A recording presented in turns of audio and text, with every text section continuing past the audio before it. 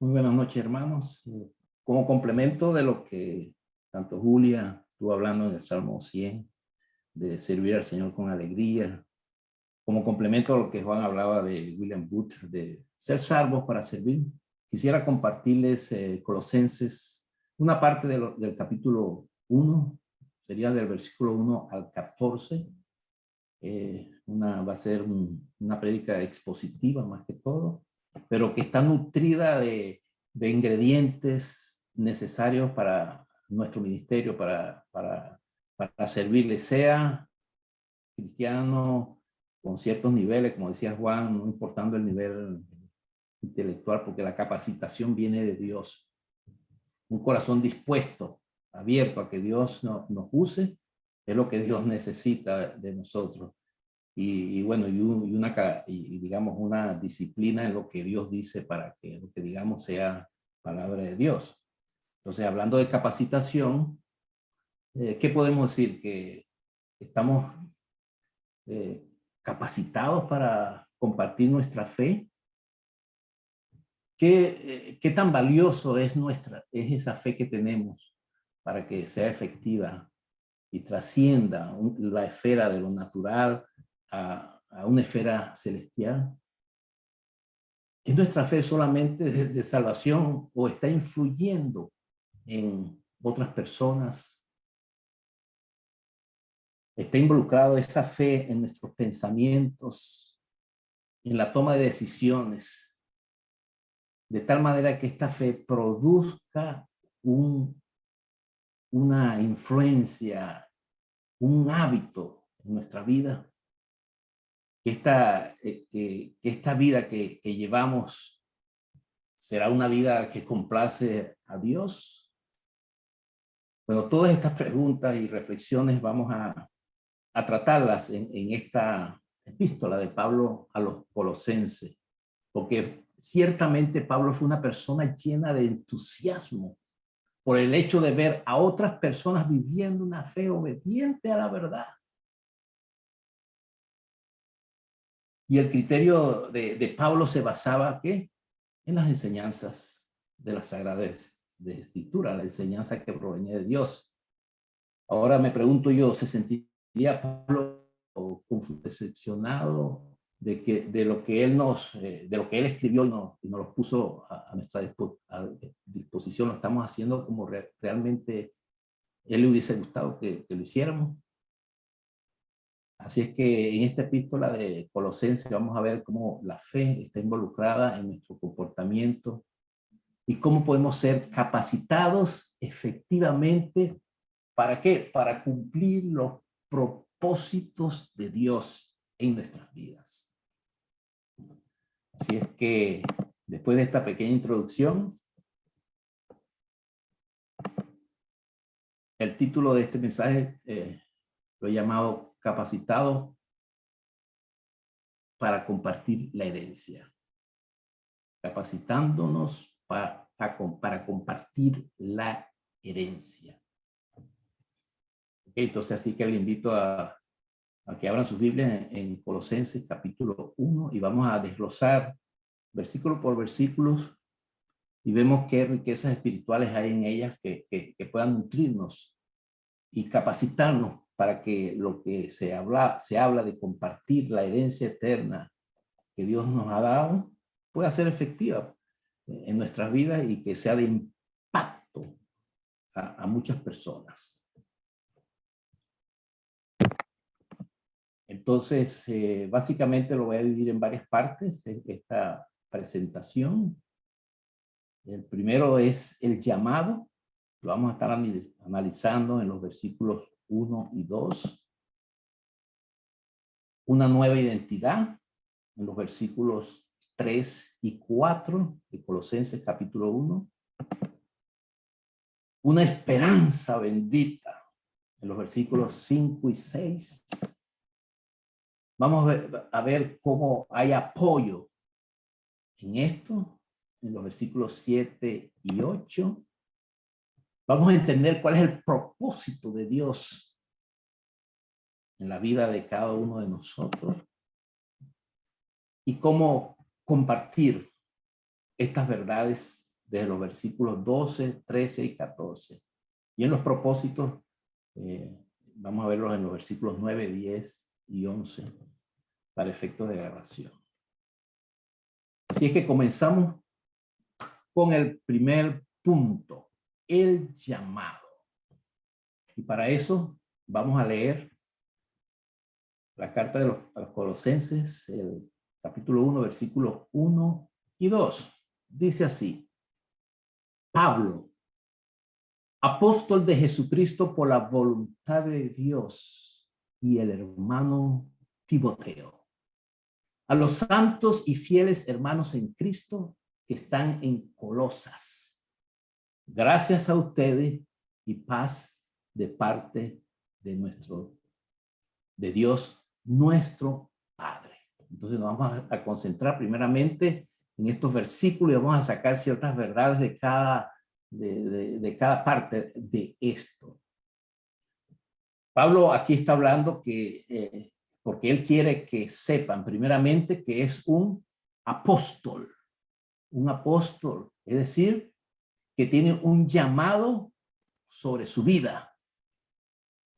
Él no se autodesignó como apóstol, ni salió de su mente, sino que Dios lo llamó. ¿Lo llamó con qué? Con autoridad. Digamos, la palabra apóstol significa uno que ha sido enviado con autoridad. Y esa autoridad obviamente está asignada por aquel que lo capacitó. Es como un embajador. Si es un representante de un país, es el embajador de este país y lo capacitan, le dan todos los entrenamientos, toda la documentación, todos los lineamientos que debe seguir esta persona autorizada. Y por supuesto, esta autorización viene directamente de Dios. Entonces, más que todo, más que un título en sí como apóstol, es una tarea que tiene que cumplir de parte de Dios, que nació ¿de dónde? Directamente del corazón, de la mente, de los deseos de Dios. De ahí vino todo esto. Por supuesto, está involucrado la voluntad divina. ¿Qué es la voluntad divina? Es el llamado que Dios hace, que viene directamente de Dios, no por una experiencia curricular de Pablo, porque sabemos que Pablo tenía un currículo bastante fuerte, una persona celosa, religiosa, comprometida con las cosas de Dios. Fariseo de fariseo, apegado a Dios, a los pies de Gamaliel. Oye, ¿quién era Pablo? Es una persona del currículum de Pablo, quitarse la cabeza. Sin embargo, él dijo que lo tenía por basuras, porque él sabía que más que la experiencia que sirve, por supuesto, no hay duda alguna, pero cuando está alineada, o sea, va paralela o va, mejor dicho, encima de la voluntad de Dios, de los propósitos de Dios, bueno, eso cambia todas las perspectivas. Así que vino por la voluntad de Dios. Él quiere afirmarle a todos los individuos que todo lo que hace no proviene de sus propios recursos, no surge de sus planes, de sus propósitos, de su experiencia, sino que en cambio viene a ser como él va a responder al llamado de Dios. En otras palabras, lo que vemos en Pablo está directamente comprometido ¿con qué? Con la voluntad de Dios. Entonces reflexionemos con respecto a esto, y es la primera reflexión, es este primer llamado. ¿Estamos comprometidos verdaderamente y alineados con la voluntad de Dios? ¿Entendemos cuál es la voluntad de Dios que Él quiere que se cumpla para el mundo, específicamente para nuestra vida, para tu vida en particular? ¿Entiendes eso? Obviamente, hasta que no descubramos estas cosas, el Espíritu Santo que viene a habitar en las personas que reconocen a Jesús como su Salvador, no nos puede revelar esa voluntad. No vamos a crecer, no vamos a madurar, no vamos a tener una visión, una comprensión, una perspectiva de las cosas de Dios, ni podemos caminar poderosamente en los propósitos de Dios si no conocemos qué es lo que Dios quiere de nosotros o qué es lo que Dios quiere que hagamos, porque tenemos que entender todas esas cosas. Y vemos que Pablo esto lo expresa en toda esta carta y habla mucho, él hace mucho énfasis a la voluntad de Dios en su vida. Así es que si nuestra fe la consideramos que es preciosísima, como hacía yo al principio pues, de la reflexión, y es fundamental para nuestra vida, no una fe intelectual, una fe basada en dar pasos conforme a lo que Dios quiere, entonces vamos a entender cuál es el valor de esa fe y cuál debe ser el fundamento de nuestras vidas. ¿Qué es lo que puede causar en nosotros a tomar decisiones sabias? Que hagamos las cosas que debemos hacer. Entonces nos vamos a apasionar, como Pablo lo expresa aquí, que se apasiona de oír los comentarios, de hacer la voluntad de Dios. Entonces por eso es que Pablo dice que es apóstol de Jesucristo por la voluntad de Dios. Y aquí vemos que menciona a otro personaje, se llama el hermano Timoteo. No dice un hermano, sino el hermano Timoteo. Porque él está mencionando a Timoteo porque tiene una relación muy estrecha con Timoteo. Y este hermanito, muy valioso para Timoteo, perdón, para Pablo, Timoteo, lo menciona porque jugó un papel muy importante para él. Entonces, Timoteo fue una persona clave en el ministerio de Jesús, fue un discípulo de Jesús que lo entrenó de una manera maravillosa. Y bueno, nos hacemos la pregunta, ¿somos nosotros clavo para alguien o realmente somos clave, una persona útil para alguien en la vida cristiana? Nosotros debemos ser, digamos, una pieza dentro de este conjunto que se llama iglesia, que engranamos con otros hermanos para cumplir los propósitos divinos. Debemos sentirnos parte de ese engranaje, no podemos ser unas personas aisladas. Soy cristiano a mi manera, no. Somos cristianos para trabajar en conjunto como iglesia, siendo Jesucristo la cabeza y nosotros cuerpos coordinados completamente. Cada uno de nosotros es clave en el ministerio. Y el versículo 2 dice, a los santos y fieles hermanos en Cristo que están en Colosas. Me fascina esta palabra, me gusta y me gusta decirlo siempre. Gracias a ustedes y paz de parte de Dios, nuestro Padre. Aquí parte primeramente y usa la palabra santo. Y entendemos que los santos, para aquellos que tienen un contexto religioso y usan mucho esta palabra santo, realmente la palabra santo quiere decir apartado para obedecer los propósitos de Dios. Tú puedes ser una persona santa cuando te apartas y te consagras a Dios, pero una persona santa para que te busquen y oren a ti y recen a ti, no es el propósito, no es el concepto de santidad, de santo, es comprometido, restiado. Ya no somos llamados hijos de Adán, somos llamados hijos de Dios, porque ya estamos en Cristo. Y eso implica tres cosas fundamentales: intimidad, aceptación y seguridad de ser llamados hijos de Dios. Somos fieles, dice ahí, y los fieles hermanos en Cristo. Los fieles se usa con frecuencia en la carta de Pablo, lo que quiere decir que le da mucha importancia a esta palabra, fieles en Cristo Jesús. Fieles en Cristo. O sea, en otras palabras, no es una religión, no es una filosofía, es estar en la persona de Jesucristo, en Cristo Jesús. ¿Para qué? para producir frutos agradables a Dios, porque ya la semilla del evangelio fue sembrada en nuestras vidas y eso debe comenzar. Ya es tiempo, ¿no? de dar fruto. No puede ser una semilla ahí secada, guardada. Recibimos la semilla del evangelio de salvación. Fue plantada en nuestro corazón por Dios y debe haber cambios, debe mostrar cambios, efectos de esa palabra en nuestras vidas. Porque todo lo que produce la palabra es bueno y agradable a Dios. Así es que siempre debemos estar recibiendo mediante la lectura, las disciplinas de la lectura, la oración, el confraternizar, abonos espirituales. Estos son abonos espirituales que nos ayudan a crecer en Dios. Gracia y paz de parte de Dios. Estaré hablando esto de un poquito más tarde, porque lo menciona mucho Pablo, ¿no?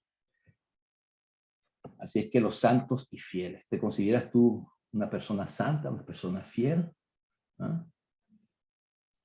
Dios quiere que seamos eso, ¿no? Las personas santas y fieles a Él. Y dice también el versículo, gracias. Gracias, voy a hablar un poquitico más de esto más tarde, pero quiero decirle solamente que esta palabra gracia es una palabra tomada del griego, pues de la costumbre griega se usaba como saludo gracia, y paz es una costumbre israelita, ¿no? De parte de Israel, paz a vosotros, paz a vosotros, es muy bíblica, ¿no? Pero ahí se mezclan las dos cosas porque había mucha influencia del gobierno Grecia, ¿no? Que fue uno de los gobiernos que los tuvo en cautividad, Grecia. Así es que la gracia no solo nos salva, sino que debe producir en nosotros, ¿qué? Acción de gracia. Es decir, si de gracia recibimos, de gracia nosotros debemos dar. Y ya esa nuestra naturaleza, digamos, terrenal, esa naturaleza carnal, egoísta, debe haber desaparecido. Así es que dijimos que ese es un saludo común, pues, gracia y paz a vosotros. Y bueno, si nosotros lo ejercitamos, queda muy bonito, ¿no? No queda muy religioso, pero queda bonito. Gracia y paz para ti, gracias y paz, porque deseamos la paz de las otras personas. El segundo punto es una nueva identidad. Y para eso entonces vamos a ver los versículos 3 y 4. Dice así, damos gracias a Dios, ¿viste? Otra vez gracias. El Padre de nuestro Señor Jesucristo, orando siempre por ustedes. Pues hemos oído de su fe en Cristo Jesús y del amor que tienen por todos los santos. Entonces aquí dice, damos gracias a Dios. Vemos que esto se da por oración. Entonces estamos viendo que la oración ocupa un privilegio importante en la vida cristiana. La oración viene a ser como tener audiencias con Dios. Si estamos acostumbrados, bueno, audiencia, aquí en Canadá es muy común eso, ¿no? Tener audiencia, vamos a un hearing, vamos a una audiencia para recibir la ciudadanía, vamos a una audiencia para cualquier otra cosa. Quizás en nuestros países no es tanto, solamente cuando uno va ante un juez, pero el creador del cielo, el creador del universo, el que rige nuestras vidas, en oración tenemos audiencia libre, no necesitamos recibir una cita, hacer una cita de antemano para que nos atienda el creador del cielo, sino que tenemos una audiencia abierta con nuestro creador. Esto debe, digamos, emocionarnos y eso lo hacemos cada vez que antes de empezar el culto a las 6:30, un grupo de hermanos nos reunimos para presentar ante nuestro Padre las peticiones que hemos tomado de otros hermanos durante la semana. Y qué privilegio es ese, ¿no? De llevar ante el Padre, a nuestro Creador, estas oraciones, estas peticiones, una audiencia libre, una entrada libre, directa ante el trono de la gracia. Eso a mí me emociona, esa parte. Cada vez que uno entra en oración, uno debe entender que está entrando a la presencia misma de Dios. Orar no es muy superficial, es decir, vamos a orar, no, hay que imaginarse que uno está delante del creador del universo para que esas oraciones sean efectivas, porque si oramos por orar, no. Por eso es que ahí vemos, Padre Celestial, ahí estás tú presente, escuchando nuestro clamor. Es emocionante orar. Entonces Pablo estuvo allí compartiendo en Colosas el mensaje, estaba compartiendo a los colosenses el mensaje del evangelio, porque había oído que había causado impacto en las comunidades, que los hermanos habían influenciado donde ellos vivían. Y aquí también dice, siguiendo el versículo, dice, el Padre de nuestro Señor Jesucristo. Cuando se usa la palabra Padre, debemos identificarnos el verdadero Padre como un suplidor, como alguien que provee, un proveedor. Entonces, al mencionar aquí Padre, es que Él provee al Hijo Jesucristo para todos los propósitos por los cuales él lo ha enviado. Entonces, y como Padre, también necesitamos ser obedientes a nuestro Padre. Por eso provee los recursos, pero para ser obediente a los recursos que Él nos da, a las herramientas que Él nos da para alcanzar a otro. Ser obedientes al mensaje, ser obediente al llamado, como hizo William Booth, que nos hablaba el hermano Juan, donde él dice que servía para servir, era salvo para servir, él entendía el propósito, como nosotros debemos entender todo esto. Entonces, y dice aquí, orando siempre por ustedes. Entonces aquí vemos que una vez más se resalta la oración constante. Y qué importante dice, y orando siempre por ustedes. Cuando dice por ustedes, yo entiendo que es específicamente por esas personas, y lo hemos visto en las diferentes cartas de Pablo, que él menciona a muchas personas, he orado por este, por el otro, por el otro, por el otro. Nosotros hemos incluido en las oraciones de los sábados a cada una de las familias, para que esos nombres lleguen a la presencia del Señor, específicamente los nombres de la familia, específicamente, y estamos tratando de orar siempre por ustedes. Y se graba estos mensajes para que usted, cuando vaya manejando el carro, cuando usted porque a veces no podemos estar leyendo, vamos escuchando y vamos apoyando la oración. Sí, Señor, bendice esta familia, bendice a tal persona, bendice. Cada vez nos estamos comprometiendo más en oración y estamos haciendo ajustes necesarios para que esto sea más efectivo, más concreto, usando la palabra, de verdad, la misma palabra que sale del corazón de Dios, podemos ponerla en la oración para esto. Así es que, bueno, hermanos, no se pierdan esto y aparten un tiempo para el Señor, aparten este día para el Señor, a 6:30 los que puedan. Sé que algunos no pueden, pero usted comprométase en la oración con el Señor y diga, bueno, este día es para el Señor y voy a comprometerme a estar, aunque sea oyendo. Si usted no prende la cámara, usted no se va a poner a orar, pero nos va a estar apoyando. Y los que prenden la cámara, bueno, son los que desean expresar en palabras lo que está escrito, lo que hemos puesto en un PowerPoint sobre los motivos de oración. Entonces, un compromiso, orando siempre por nosotros, apoyando. No solamente que otros oren por nosotros, no, ora por mí, y ellos tranquilitos, no. Todos comprometidos en la obra del Señor. Así es que esa es una exhortación para este propósito. Y sigue el versículo.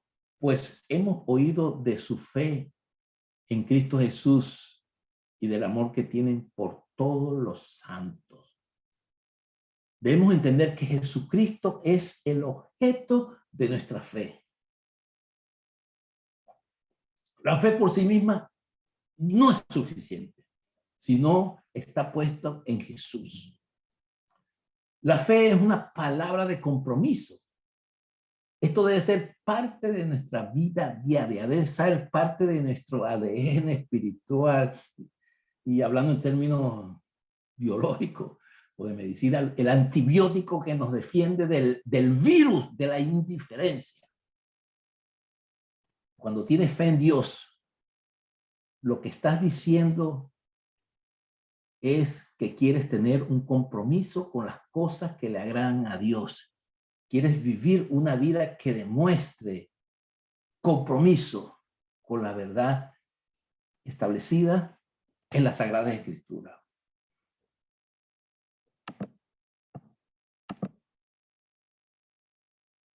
Aquí dice gracia, ¿no? Porque ahí menciona otra vez la palabra gracia.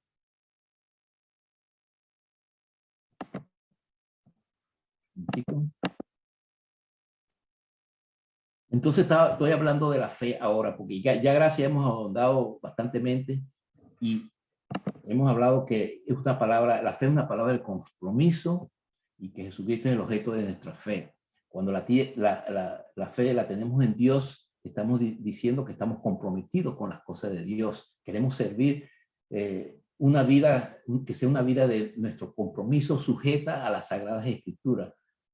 Que nuestro compromiso sea una fe ligada con la palabra de Dios. Y debemos demostrar en qué nos hemos convertido. O sea, si verdaderamente esa fe que hemos recibido ha hecho cambios en nuestras vidas. Pues hemos oído, dice orando siempre, después hemos oído de su fe en Cristo Jesús y el amor que tienen todos los santos. Dice el amor que tienen los santos. El amor. ¿Qué es el amor aquí? El amor está vinculado con sacrificio. Cuando hablamos de amor, debe haber un sacrificio de parte de nosotros.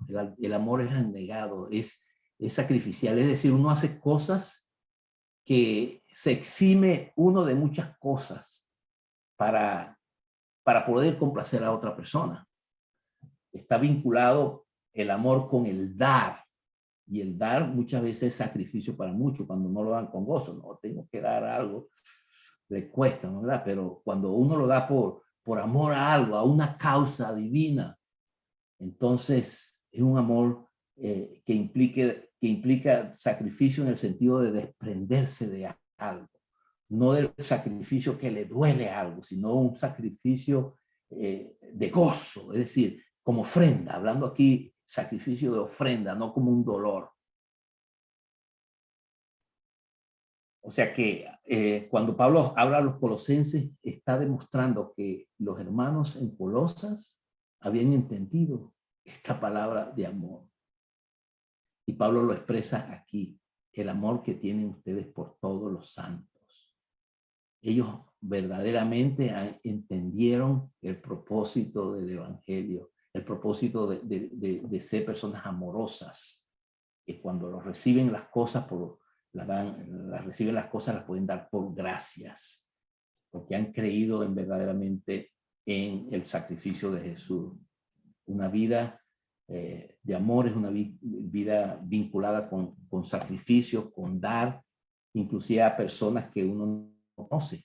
Uno a veces, por ejemplo, estamos nosotros orando con amor por personas que no conocemos. Oramos, intercedemos y tratamos de conectarnos con la persona, con ese dolor, con ese sufrimiento para que eso sea más efectivo. Es decir, no orando sin tener razón de lo que estamos haciendo, sino que entendiendo el sufrimiento, el dolor de otras personas, la necesidad que tienen otras personas de recibir amor. Entonces, nuestra vida cristiana debe ser un estilo de vida sacrificial con el propósito de bendecir a otras personas. Debemos entregarnos a nosotros mismos como sacrificio agradable a Dios. Entonces, esto es lo que se está produciendo. Ahora, ¿qué es lo que a nosotros nos mueve para que llevemos una vida amorosa, ¿Ah? Debe ser el compromiso que debemos tener con nuestro Señor Jesucristo, de saber que somos redimidos, que somos una nueva criatura, que ya no somos los mismos de antes, que tenemos propósitos en la vida. Un tercer punto, la esperanza bendita. Y dice así el versículo 5. A causa de la esperanza reservada por ustedes en los cielos, de esta esperanza ustedes oyeron antes en la palabra de verdad, el evangelio, que ha llegado hasta ustedes, así como en todo el mundo, está dando fruto constante y creciendo. Así lo ha estado haciendo también en ustedes, desde el día que oyeron y comprendieron la gracia de Dios en verdad. ¡Wow! Esta palabra de esperanza está siempre conectada con promesas escritas en la palabra de Dios. Y por eso queremos conocer aún más las cosas, lo que dice Dios en su palabra, conocer las promesas de Dios, para que podamos vivir ¿qué? Adecuadamente conforme a los propósitos de Dios. Debemos tener una motivación correcta. Debemos hacer las cosas que la gente vea en nosotros, que somos personas diferentes, que estamos movidos por el amor de Dios que hemos recibido. Para que esa vida que vivimos agradando a Dios sea una vida que impacte a otras personas. Tenemos que vivir una vida no como si fuésemos creyentes, sino que como creyentes efectivos. Así que Pablo estaba impresionado cuando lo decíamos antes, ¿no? Que él está impresionado porque dice que oyendo la palabra de verdad del evangelio que había influenciado en esto. Y todo esto es porque Dios así lo ha querido, pues. Hacerle llegar tanto a los colosenses, ahí en ese caso, como es efectivo para hoy en nuestras vidas, que este mensaje pueda llegar a nosotros y que viene de una persona usada por Dios, como el apóstol Pablo.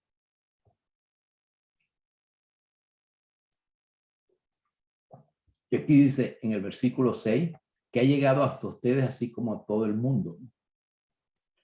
Este mensaje del evangelio dice aquí que es para todo el mundo, no es únicamente para un grupo étnico en particular, ni para un grupo de naciones específicas, no es solamente para el pueblo de Israel, sino también para todos nosotros, porque habla del mensaje de la verdad, un mensaje de la verdad. Y la verdad es que es Jesucristo. Jesucristo es la verdad, la vida, ¿no? Porque cada quien puede abrazar una verdad diferente. Cada quien puede vivir una verdad que puede estar sinceramente convencido que eso es lo correcto. Pero la verdad le pertenece a Dios. La verdadera verdad le pertenece a Dios. Y Dios Padre la ha revelado a través de su Hijo Jesucristo. Y ha llegado a nosotros y a todo el mundo para que no haya excusa y nadie y la gente comprenda que Jesucristo es la única verdad, ¿verdad? Hay promesas de vidas en esto, porque Dios como proveedor nos da esto. Estamos creciendo en la medida que comprendemos la verdad. No podemos crecer si no conocemos la verdad de Dios, ni aceptar el evangelio, porque el evangelio debe traer cambios en nuestra vida. Y esto solo se recibe cuando recibimos la verdad de Jesucristo. Si no has recibido a Jesucristo, no has recibido la verdad verdadera, por decir algo, ¿no? Así que cualquiera que me esté escuchando que no haya conocido a Jesucristo, bueno, en este momento, en toda esta disertación, que pueda ir preparando su corazón para que sepa cuál es la verdad que cada quien debe estar caminando, no en sus propias opiniones ni en sus propios juicios, sino en la verdad que proviene de lo alto. En este pasaje también habla de un apoyo. Y dice aquí, en el versículo 7 y 8, dice, así ustedes lo aprendieron de Epafras, nuestro amado consiervo, quien es fiel y servidor de Cristo de parte nuestra, el cual también nos informó acerca del amor de ustedes en el Espíritu. Otra vez la palabra amor. Entonces, este pasaje habla de una hermandad implica un compromiso, una identificación con la obra divina. Y aquí habla de Epafras, de otro siervo. Habíamos hablado de Timoteo, que fue de gran apoyo, pero aquí menciona a otra persona, Epafras, y dice nuestro amado consiervo. Consiervo también pudiese traducirse, quizá en algunas versiones lo hablan como esclavo, ¿no? Pero no es ese esclavo que hemos conocido por historia, un esclavo donde se sometía a la gente, a trabajos rugosos, a actividades que privados de su libertad, sino hacer lo que el dueño quería hacer. Aquí, bíblicamente hablando de la esclavitud, es otro concepto muy diferente, aunque no dudamos que todavía hay esclavos. ¿Esclavo de qué? De sus pasiones. Esclavos, inclusive oímos noticias internacionales de que hay tráfico de personas para ser vendidas como esclavos. O sea, el mundo ha llevado a otro tipo de esclavitud por limitaciones de cada país que representa, cuáles son la pobreza de los países, etcétera, la falta de seguridad, diferentes cosas, ¿no? Que hace diferente, pero la Biblia habla de otra esclavitud, habla de un compromiso, de una identificación con la obra divina. Y Epafras era uno de ellos, una persona que era consiervo, un ayudador, era una persona, digamos, clave, efectiva en los propósitos de Dios que ayudaba a Pablo, ¿no? ¿Por qué? Porque él recibió el amor de Dios y porque el amor de Dios es, como, hablando en términos virales, contagioso, pero un contagio bueno, no un contagio malo, sino que ayuda a nosotros a seguir multiplicando, haciendo a otras personas, comprometiendo a otras personas con el apoyo de la obra misionera. Saber que los misioneros que estamos enviando son parte de nosotros, somos nosotros mismos que vamos con ellos. Y no van solos, pero para ellos, misioneros que salen, necesitan tener un compromiso. Por hermano, aquí tenemos 2 misioneros que salen, nuestro pastor y Rita, ¿no? Y su esposa, Cecilia, del pastor Gustavo. Entonces, para que ellos sientan apoyados, no solo en oración, sino económicamente. Entonces, es un apoyo. Tenemos que dar apoyo a la obra, apoyo a todo aquel que está comprometido con las cosas de Dios. Esto hace que nuestro amor se manifieste de esta manera. Seguimos. El quinto punto es un propósito. Por esta razón también nosotros, desde el día que lo supimos, no hemos cesado de orar por ustedes, nuevamente oración constante, pidiendo que sean llenos, wow, esto es poderoso, díganlo bien, pidiendo que sean llenos del conocimiento de su voluntad en toda sabiduría y comprensión espiritual. Wow, esto es una potencia. Para que anden como es digno del Señor, haciendo en todo lo que le agrada, dando fruto en toda buena obra y creciendo en el conocimiento de Dios.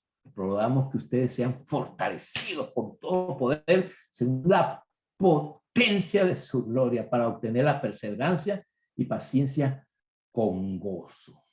Hasta ahora vamos en el 11. Acuérdense que vamos a ver hasta el 14. Así es que un punto de paciencia. Entonces vamos a discernir, vamos a comentar esto. Pablo había escuchado del testimonio de los hermanos y se alegraba.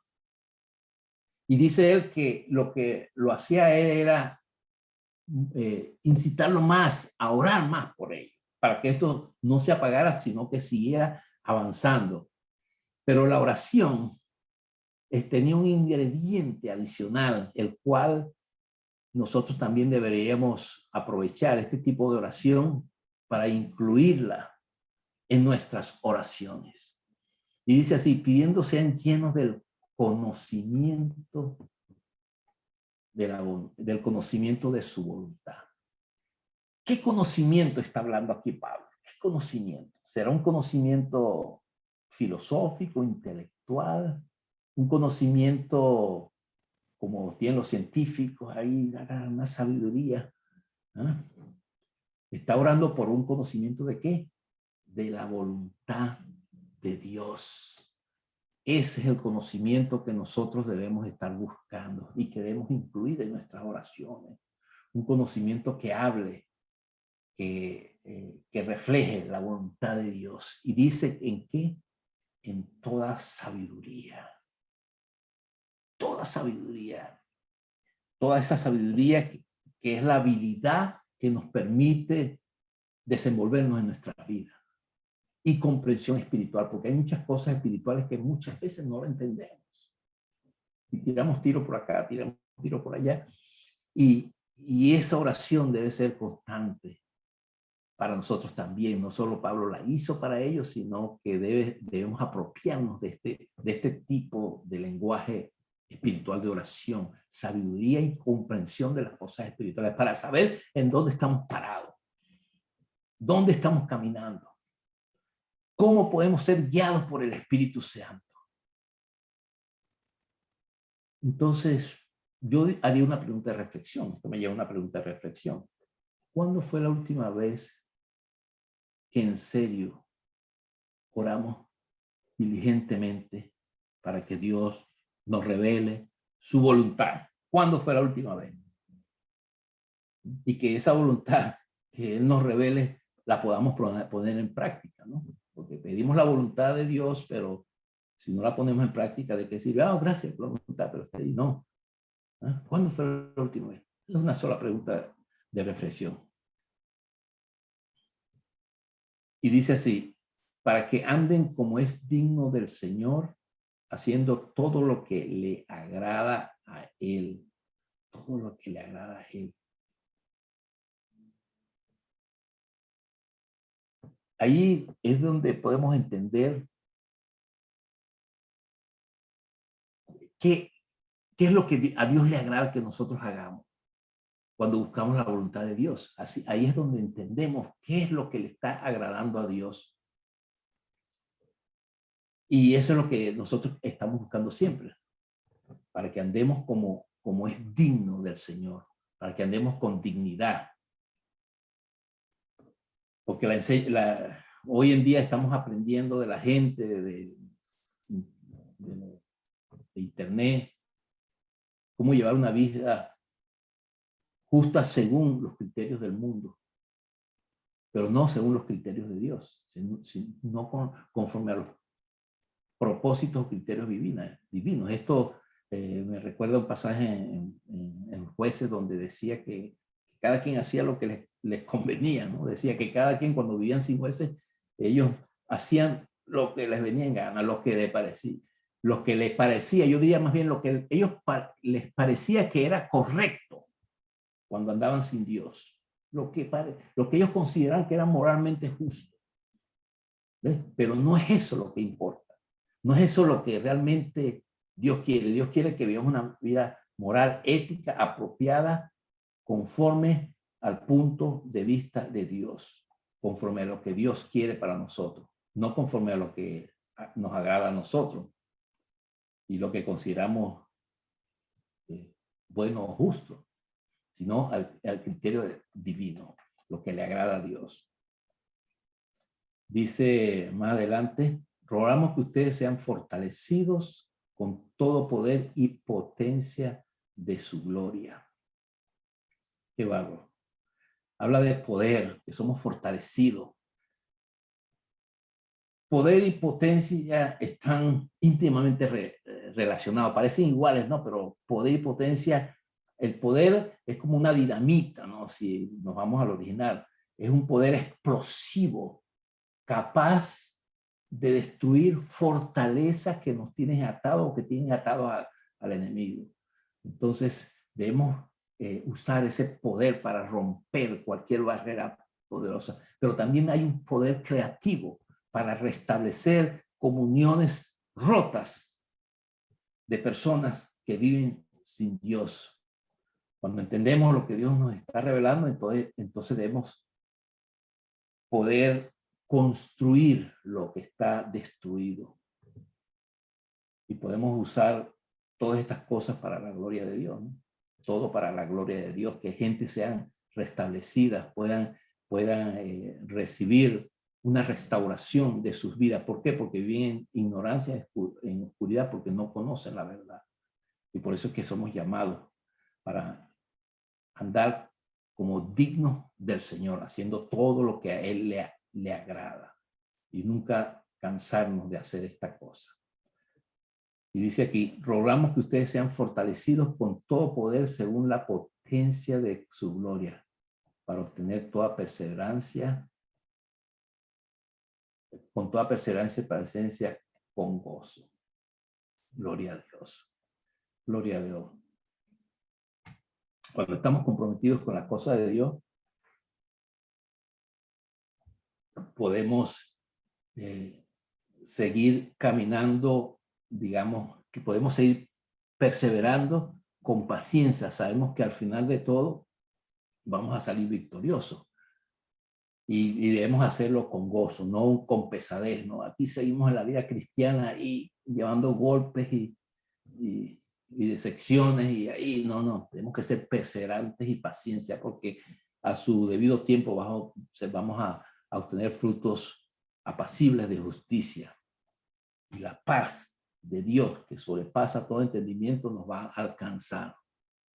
Así es que Dios eso es lo que quiere que hagamos, ser perseverantes en las cosas de Dios a pesar de todas las implicaciones que implique el anunciar el evangelio, que seamos fortalecidos, que seamos perseverantes y pacientes. Y el último punto es el compartir. Compartir, versículo 12 dice así, dando gracias al Padre que nos ha capacitado para compartir la herencia de los santos. Porque Él nos libró del dominio de las tinieblas y nos trasladó al reino de su Hijo amado, en quien tenemos redención, el perdón de los pecados.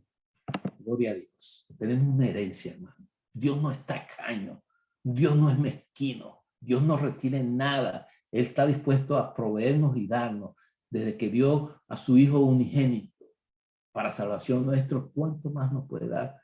Aún muchas cosas. Nos dio una herencia.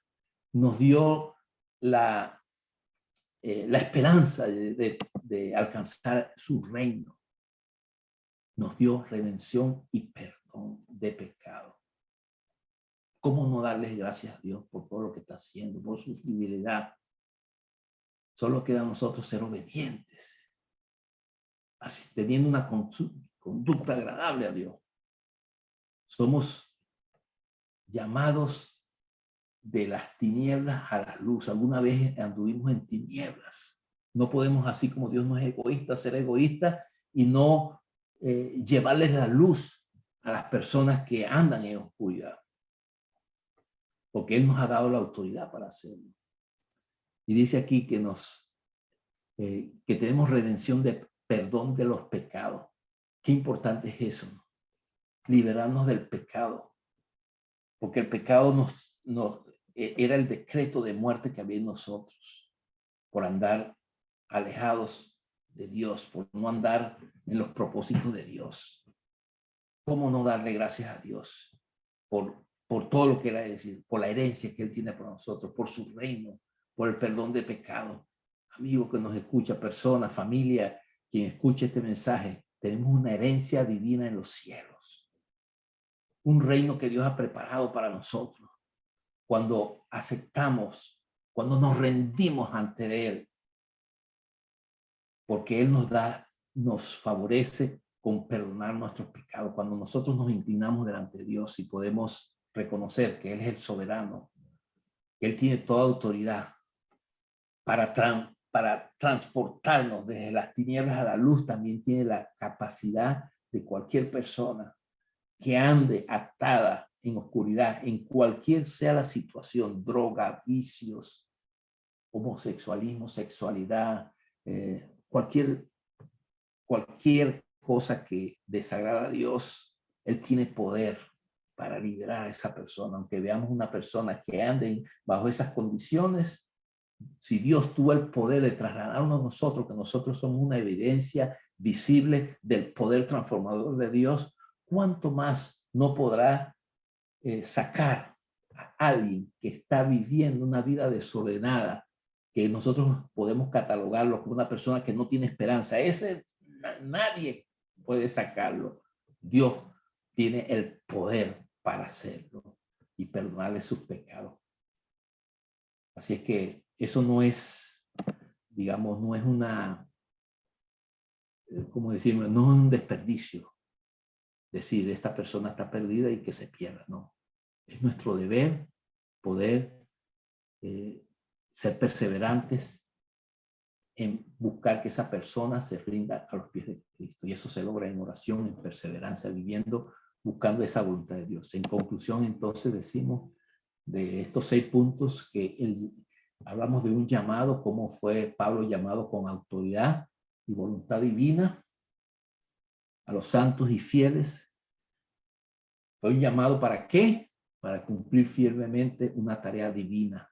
Y solo eso se logra por la gracia de Dios, no por nuestras capacidades. Tú también puedes ser llamado a anunciar las buenas nuevas de salvación.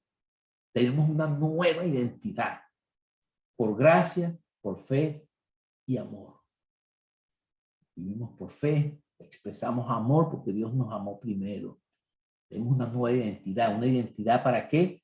Para transformar el mundo, para que la gente sepa que existe un reino diferente a este mundo, el reino celestial. Tenemos una esperanza divina.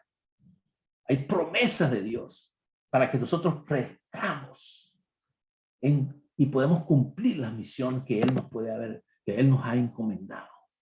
Tenemos el apoyo de los hermanos porque somos muchos. Hay un remanente fiel que está comprometido con esto. Debemos entender eso, que no estamos solos. No somos un grupo minoritario. Somos un grupo comprometido con la obra del Señor. Tenemos propósito divino. Vivimos una vida con propósitos. Porque estamos apuntando a lo celestial, no a lo perecedero. Así es que nos fortalecemos cada día. Tenemos que ser perseverantes y tener paciencia y vivir esto siempre con gozo. ¿Para qué? ¿Para quedarnos y ser con todos estos beneficios? No, para compartir la herencia del reino y para que muchos puedan recibir el perdón de sus pecados. Así es que, hermano, solamente me queda orar porque estamos persuadidos de esto, del que comenzó en vosotros la buena obra, la perfeccionará hasta el día de Jesucristo. Gracias, Señor, por el mensaje de tu palabra revelado en Colosenses, que es no solo fue para ellos, sino para nosotros en nuestra vida. Que este mensaje pueda calar en lo más profundo de nosotros y nos revele esa identidad de cristiano, de vivir una vida cristiana como a ti te agrada.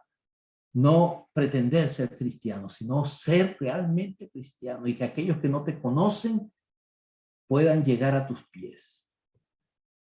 Yo bendigo a las personas que han escuchado este mensaje, especialmente aquellos que andan que creen estar en luz, pero realmente puede ser que anden en tinieblas, que puedan conocer la verdad tuya y que sus vidas puedan ser iluminadas por la presencia de tu Santo Espíritu, revelándole sus vidas, revelándoles en qué condición están, apartados, alejados de Dios, y que ellos puedan llegar a entender que tú eres un Dios de amor, de gracia y de misericordia para todo aquel que extiende su mano y se agarra del Señor, de ese llamado maravilloso, supremo de Dios, y puede rescatarnos de las tinieblas a la luz admirable. Que podamos entender que no vivimos bajo criterios humanos, intelectuales, según nuestras propias opiniones, sino bajo las normas y éticas del reino de Dios, del reino celestial,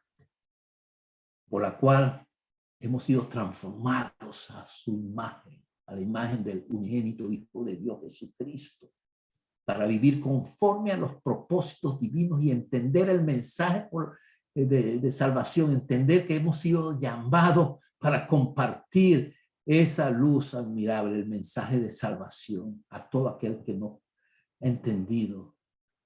Oro para que la luz del evangelio pueda alcanzar a aquellos y puedas tú revelártele en sus corazones y puedas manifestar tu poder maravilloso, especialmente en aquellos que viven afligidos en alguna enfermedad. Oro para que sus vidas reciban la esperanza bendita de sanidad que solo ofrece Dios a través de los méritos de Jesucristo, quien llevó nuestras penas, nuestras culpas y nuestras enfermedades en la cruz del Calvario. Oro para que ese poder sea manifestado poderosamente, con potencia, rompiendo toda barrera, toda enfermedad, toda dificultad, todo lo que impide acercarse a ti, en el nombre glorioso de Jesucristo. Oro para que sus vidas sean restauradas en tu nombre. Que podamos entender que somos hijos de luz, que nuestra naturaleza ha sido cambiada, esa vieja naturaleza adámica, pecadora, ha sido transformada por hijos de Dios, hijos del Dios del cielo, creador del universo, que pone sus ojos en sus hijos y nos da la capacidad de ser llamados hijos tuyos para mostrar tu gloria, la gloria tuya, Jesús. Gracias, Señor, por esta oportunidad que me diste de compartir tu palabra.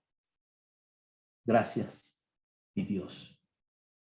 Bendice a mis hermanos, bendice a mi familia, bendice a todo aquel que escuche este mensaje en los méritos de Jesucristo. Amén. Dios le bendiga, hermano.